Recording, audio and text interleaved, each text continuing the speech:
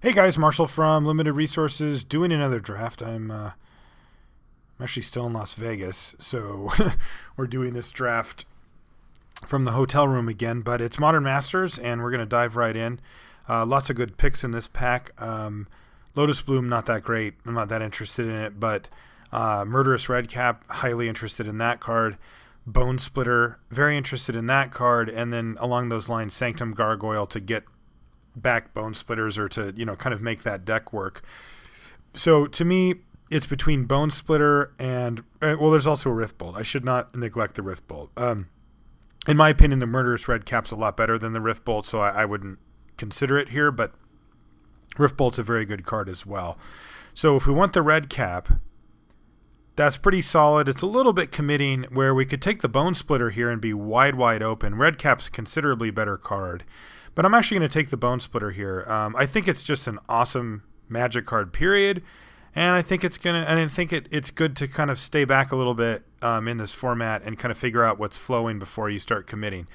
Couple of interesting options in this one. There's a Glacial Ray. There's an Aether Spellbomb, which also keeps us open. There's a Shrapnel Blast, which we could wheel and then maybe use with this and or this. Pallid Mycoderm is good. Meadow Boon is pretty good. I'm going to take the Spellbomb here. Let's just stay wide open and see what we've got coming to us here.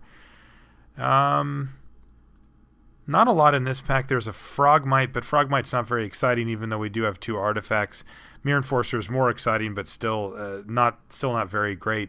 There's a Latchkey Fairy. I kind of like that card a lot, and it goes well with Bone Splitter and with Aether Spellbomb. So I'm going to take it. Ooh, this is why we want to stay open. Here's an Esperzoa, pretty late. This is about as late as they go. We're going to snap this one up. Yeah, there's an Executioner's Capsule, which is really sweet too. But Esperzoa is a big signal, I think, and we should jump in. Maybe it wasn't, and we should consider jumping in pretty quickly here. Another Latchkey Fairy's fine, but Imperiosaur is very, very strong, and I think I'm just going to take that. Now, that doesn't mean that we're going to play it for sure. If we end up being in a blue whatever artifacts deck, we can do that. But I think that it's better than the second Latchkey Fairy. I think it's like that much better. And if we end up just being like blue-green, well, maybe we even run this. Who knows? But we'll have some wiggle room. All right, Ethereum Sculptor. I like that. That's the card that we want for this artifacts deck. It makes our Aether Spellbomb and our Bone Splitter free. And it makes our Esperzoa cheaper. And it makes the things that we bounce with Esperzoa cheaper as well. So let's see if we can keep this up. This is a deck I've had a lot of success with. I've been in Vegas here for coming up on a couple weeks now, and I've still got another week and a half to go. And I've been doing some side drafts with some of the poker player guys from here, and I've had some good success with the Artifacts deck. It's definitely one of the stronger archetypes in Modern Masters, in my opinion, and all these cards that you see here, not these last two, but all these are key cards that go in the deck for sure. So we'll see if that's open. The Esperzoa coming to us at that particular point is certainly an indicator that it could be open. But we'll see. Okay, here's another Ethereum Sculptor. We'll take it. I like it better than that Arcbound Worker by quite a large margin. These Bone Splitters, these really make the deck tick in a lot of ways. They turn Esperzoa into a huge dragon-like thing instead of just a flying artifact jellyfish. And they also are easy to bounce with it. And they even make these guys good, Make them in a nice little aggressive 3/2s. So as many of those as you can get is usually a good thing. Here's a Vivid Creek, though. I don't really anticipate us needing that necessarily. An Erratic Mutation and a Foil Extirpate. Probably just a Creek. I don't think we'll really need it in the deck, but we might. So far, we've only got blue cards. We'll see if we can wheel that Sanctum Gargoyle. I wouldn't say that it's likely, but that's the one that we want to hit. Fairy Mechanist and Sanctum Gargoyle are kind of the engine for the deck. They're what gives it resilience and makes it hard to beat in a long game if they try to grind you out. Sculptor. These cards we have at the bottom end are the ones that keep you moving forward nicely. There it is, Sanctum Gargoyle. We got there. So that's awesome. And there's a Mirror Enforcer. We'll take it. Might even run it. I mean, these things count as double, so they make them pretty cheap pretty quick. Yeah, we'll do it again too. Let's just move in. I'm going to cut this Imperiosaur for now. And yeah, so let's see if we can make this deck work. We want, yeah, there's a lot of cards that are really good for us. More Bone Splitters, the better. The more Esperzoas, the better. And then as many Sanctum Gargoyles and Fairy Mechanists as we can get, and then you kind of fill it in with whatever colorless-y, artifact-y things. Spell Bombs are great. If you get really lucky, you get an Auriok Salvagers, and then you can just wreck people.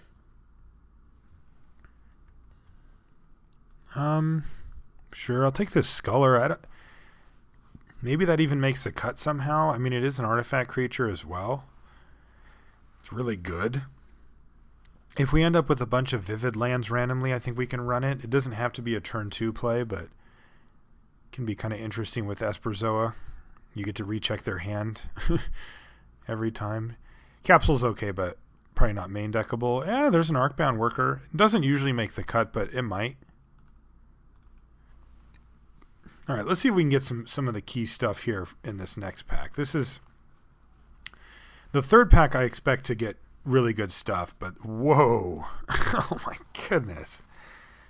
Well, here's a dang good pack. A Glenelendra Archmage, a Cloud Goat Ranger, a Kitchen Finks, and a Sanctum Gargoyle. Any of these can go in the deck. Glenelendra Archmage serves a specific role, and it's really fantastic. Finks, Ephemeron are just value. Sanctum Gargoyle is, like I said, part of the engine that we need for the deck, but I think we can hope to wheel this one as we did open it and we wheeled the other one. And that just leaves us with the most powerful card in the pack, which is this Cloud Goat Ranger. That's what I'm going to take here. It's just simply the most powerful card that this particular pack has to offer. And even though Thirst for Knowledge is absolutely incredible in this deck, I think Flicker Wisp is a little bit better even, and I'm going to take it. It's just a sweet threat. It can do, I got somebody pretty good a couple times when I was playing a deck similar to this. He was playing 5-color Domain, and he played out a Skyreach Manta, and I Flicker Wisped it, and as you know, it comes back in with 0 +1/+1 counters, and it just dies. So, you know, it kills tokens, it kills Sunburst creatures, it resets your own guys like this, right? Like, just play that again, like maybe even something along these lines. It saves your creatures from things like, you know, the pacifism that's in the format. It gets blockers out of the way, like if they play a Penumbra Spider, you know, and then you can get it out of the way for a turn and hit them with a Gargoyle and a Latchkey Fairy and an Esperzoa and a Flying Cloud Goat Ranger. And, you know, you can clear the path for that one critical hit. I just really like it. Thirst for Knowledge, though, absolutely epic in this deck, and we'll be praying to pick up another of those. All right, a red or a blue Spell Bomb. I'm going to take another blue Spell Bomb. I like it better than Saltfield Recluse. We do have double Mirror Enforcer, and I do want to run them, so we have to just be really, really aware of what we're doing with our artifact count. Aether Snipe. Penumbra Spider is kind of a problem for this deck, but I don't really want to cut it at this point. So we could take a Blinding Beam or an Aether Snipe here. Blinding Beam's pretty good. It's really good at combating Penumbra Spiders and Imperiosaurs and such, but I think I'm going to go for the Aether Snipe here and see if that works. Wow. All right, well, Academy Ruins is pretty good in the deck. Court Homunculus is very good, and so is Plumeveil, but man, there's a path, and we're just snapping that up. Well, looks like white's open, kids. Another Flicker Wisp. That's basically insane. We're going to take that. Very happy to get it. All right, here's a tougher one. Aether Sniper, Arcbound Stinger. I'm actually taking the Stinger here. We need as many artifacts as we can get, and we need them to be cheap for our Esperzoa and hopefully future Esperzoas that we pick up, maybe. And we need them for the Mirror Enforcers because I do want to run this. So, yeah, I think that's fine. Oops, I can cut this. This Worker probably won't make the cut, but the Stinger will. Basically just because it carries a Bone Splitter. All right, Court Homunculus or Mirror Retriever. Mirror Retriever gives us a little bit of redundancy and getting stuff back, but I think Court Homunculus is a little bit better here just because it's more aggressive and it blocks better as well. And it's a 1-drop. I mean, I like 1-drops a lot. That could be wrong, though. Mirror Retriever's pretty nice in the deck. It's not like a super linchpin, but it's nice. And as we hoped, our Sanctum Gargoyle came back, so that's just awesome. We still haven't seen any Fairy Mechanists, and I'd like to see those. But, man, I got to be happy with this pack. Picking up a Path that late is really nice, too. Super lucky, really. All right, so the Blinding Beam did come back. There's also a Pyrite Spellbomb here, though.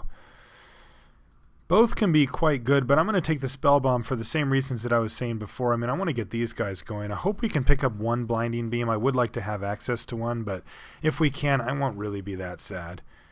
I don't think I care about these. I'm going to cut this Grape Shot because it... Jeez. That is just silly. That card is so powerful. Ooh, all right. A Homunculus or a Stinger? I'll take the Homunculus. Death. We're not going to play the Enlistment, so I'm going to cut the Death Denied. Foil Rare, sure. Okay, this is coming around. Still want to beef up a little bit here in the middle, but I like how our curve is so low and we have so many free things with Ethereum Sculptor that we can really dump our hand pretty nicely, probably. Alright, so there's an Engineered Explosives, a Path, and an Apoc. But there's also an Engineered Explosives, and I have to actually take it here. It's worth about 5 tickets, and it's one of the few cards left in the set that's actually worth a decent amount. And yeah, it sucks, but I mean, it's not a totally horrific card in our deck, but it's pretty bad, and it's much worse than Path to Exile. But you know, you got to take your value when you get it. All right, so Thirst for Knowledge, Sanctum Gargoyle, Blinkmoth Nexus. I think I actually just want to pick up a Thirst here. These Sanctum Gargoyles have been coming back, and we can hope to get that one back as well. Thirst for Knowledge works really well with Sanctum Gargoyle as well, because whatever artifact you pitch, you can pick up again with Sanctum Gargoyle, which is really nice. Right now, this Latchkey Fairy is probably not going to make the cut. If we had a few more Fairy Mechanists, I'd consider it, but like this Aether Snipe and this Latchkey Fairy are looking to not make the cut along with this Sculler, so I'm going to hide these for now. Though when we deck build, we'll remember. I'm going to cut this thing too. This is a little more accurate view of what our deck is starting to look like. All right, Kitchen Finks or another Court Homunculus. If I had another Bone Splitter, I'd probably take the Homunculus, but I think I can find room here for a Kitchen Finks. Card is just awesome. Yeah, I think I can do that.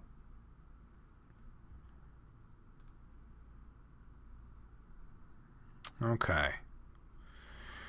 So here's a Frogmite we can play, but Frogmite's not really that impressive, unfortunately.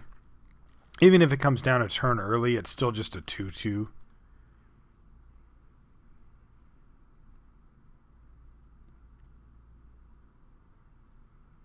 Saltfield Recluse isn't really what we want either. Yeah, I think I do probably just want it. Otherwise, I'm taking this Avian Changeling, which is just okay. I'm going to take the Frogmite. Let's stick to the plan. All right. Well, we finally found our Fairy Mechanist, but we also have a Bound in Silence, and that's a pretty tough one. You know, heck with it. Let's take Fairy Mechanist. Let's just be fully artifacted out here. I mean, sure, we're running a few Flicker Wisp and stuff, and you know those interact really well with Mechanist, and hopefully we won't need the Bound in Silence. We can use our Aether Spell Bombs to get anything we need to out of the way. I'm going to cut this Arcbound Worker as well. Stinger stays, Worker gone. Pyrite Spell Bomb to draw some cards. Hey, then we get a Bound in Silence anyway. Ooh, a Stir the Pride too. I'm just going to take the Bound in Silence though. Solid Removal Spell, I'll take it. Chances that thing hits a Spider, fairly high. Seen a few of those go by, and they're pretty big pain for the deck. I think this deck is going to be able to puke out Mirror Enforcers pretty nicely here, though. And Flicker Wisp on Kitchen Finks is good. Yeah, it's going to be good on a lot of things. Fairy Mechanist, Sanctum Gargoyle, Cloud Goat Ranger. Would love something like a Mole Drifter, but we don't really need it either. So that's kind of the nice part. I think I'm going to take Perilous Research over Stir the Pride. Stir the Pride's really, really strong, but I think our creatures are going to be okay. And I like it that, I can run out something like a Court Homunculus, get in for 2 or 6 damage, 2 to 6 damage, and then just sack it away when it becomes not as good and start to power us through to the top end of our curve here. Yeah, if this deck had another Bone Splitter, I'd be super happy with it. As it sits, I'm definitely happy with it, but could be a little bit better for sure. Sandsower, Bridge. Yeah, none of these really do much. This is probably the best card. Could just rare draft this thing. This thing can get us, but I'll just take the Pallid Mycoderm and we'll side it in if things get real ugly. All right. I'll take a Blinding Beam here. Yeah, I asked for one and I got one. What more do I want? All right, I'm going to run this too probably. I think we're going to be a Mirror Enforcer deck. Like I want to power these things out if we can. Sweet. Heavy white, light on blue. I'm glad we picked up this Thirst for Knowledge down here. I was hoping we'd get another Asperzoa, but yeah, what are you going to do?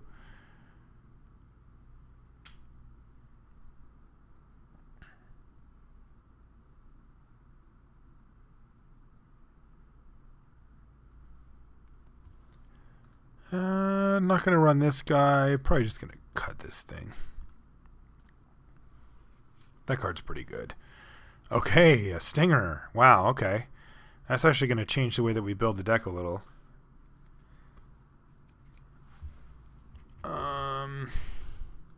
Sure.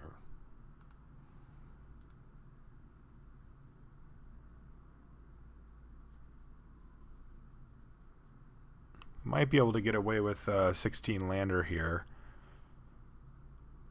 These are probably going to cost 4-ish. Yeah, that's a nice pickup for our deck just to not have out there floating around.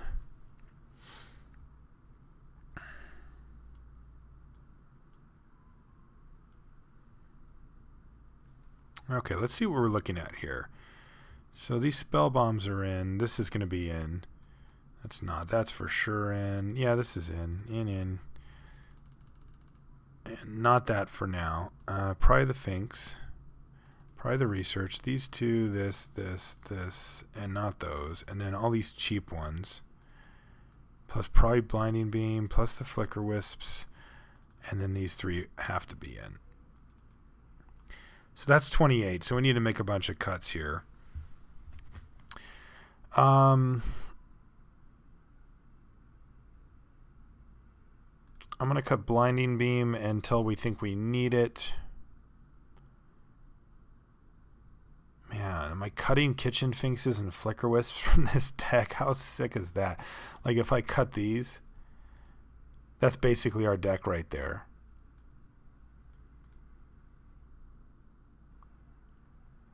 But these are really some of our best cards, and I don't think that that's the right thing to do. I think we can cut a Frogmite. I think that's an easy cut.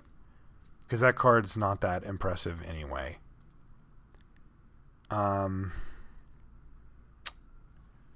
We need to make 2 cuts from here, basically. We've got 18 creatures. I can cut 1 Mirror Enforcer. That's fine. But we need to... This is a tough cut, though. I mean, I could cut Kitchen Finks. Words I'd never thought I'd say in a deck that can just very easily cast it. But it certainly doesn't synergize that well with the rest of the deck. Another thing I could cut is one of the Arcbound Stingers. They're not particularly exciting either. But they're pretty decent, and they do carry the splitter well, and they get Court Homunculus going and all that stuff.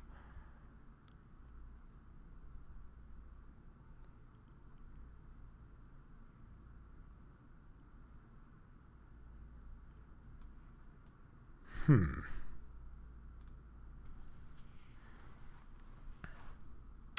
really like perilous research in this list. We have thirst for knowledge and perilous research. That gives us a couple of options for, getting through our deck a bit, and I really like that. I really don't want to cut Kitchen Finks, though. I just feel like that card's so powerful and it does so many good things for us that cutting it seems kind of foolish to me. Maybe it's just his Pyrite Spellbomb. Yeah, I think I'm going to start with that. If we find a deck that it's really good against, then we'll bring it back in, but we're not going to be running actual red mana sources or anything, so this would be 9/7, which seems roughly correct. It could be 8/8 though. Yeah, let's do it 8/8, and then we have the Vivid Creek to kind of fill in the blanks if we need it to. Okay, we'll see what this thing can do.